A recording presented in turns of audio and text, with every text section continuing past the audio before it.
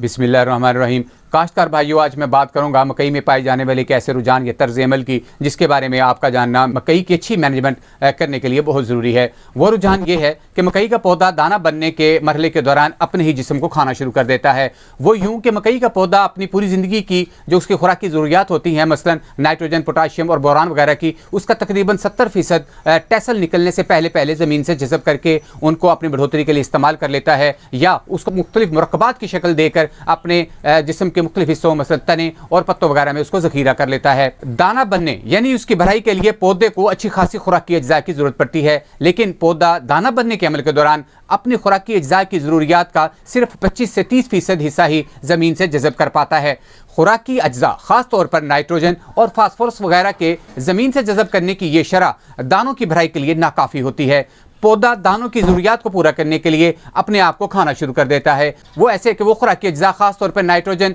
जो उसने पॉलिनेशन से पहले जज़ब करके अपने पत्तों और तने वगैरह में ज़ख़ीरा की होती है, उसको वो मूव करवाता है और दानों की तरफ हरकत करके ले जाता है। यही वजह है कि फसल के पकने के करीब पौधों के पत्ते बेजान हो जाते हैं और तने भी निस्बतन कमज़ोर पड़ जाते हैं। अगर हमने इब्तदाई बढ़ोतरी के दौरान फसल को नाइट्रोजन की मैनेजमेंट ठीक तरीके से की हो तो पौधे को दाना बनने के लिए दरकार नाइट्रोजन पूरी करने में आसानी होती है और दानों का वजन अच्छा बनता है। और अगर हमने इस दौरान फसल को ज़रूरत के तहत नाइट्रोजन न डाली हो तो पत्ते और तनों में नाइट्रोजन कम ज़ख़ीरा होती है और दाने की ज़रूरत को पूरा करने के लिए पौधा पत्तों और तने से नाइट्रोजन लेकर जाएगा तो पौधा जल्द कमज़ोर होगा और वक्त से पहले मर जाएगा। दाने छोटे रह जाने से उनका वजन कम बनेगा और पैदावार का लामुहल्ला नुकसान होगा। मकई के पौधे के इस तर्ज अमल को देखते हुए फसल को नाइट्रोजन सिफारिश करदा मिकदार और वक्त के ऊपर दें ताकि पौधा न सिर्फ बढ़ोतरी के लिए उसको इस्तेमाल करे बल्कि दानों का वजन भी पोटेंशियल के मुताबिक बने। आइए देखते हैं कि फसल को ज़रूरत के मुताबिक नाइट्रोजन कैसे दी जा सकती है। मकई का पौधा सबसे ज़्यादा नाइट्रोजन ज़मीन से 8 पत्ता से लेकर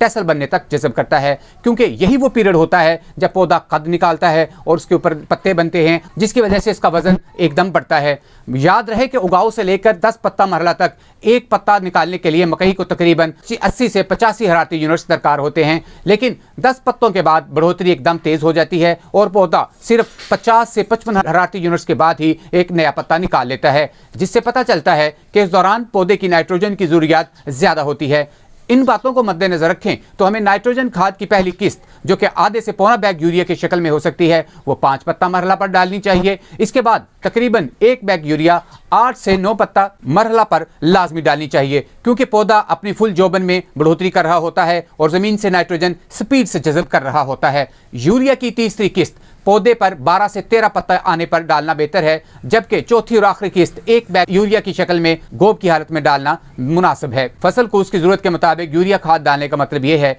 कि पौधा न सिर्फ शुरू से ही सेहतमंद होगा बल्कि अपनी कैपेसिटी के मुताबिक नाइट्रोजन को मुरक्कबात की सूरत में अपने पत्तों और तनों वगैरह में ज़ख़ीरा भी कर लेगा और बाद अज़ां दानों की भराई के लिए उसको मूव करवा कर दानों की भराई में इस्तेमाल करेगा और दानों का वज़न पोटेंशियल के मुताबिक होगा।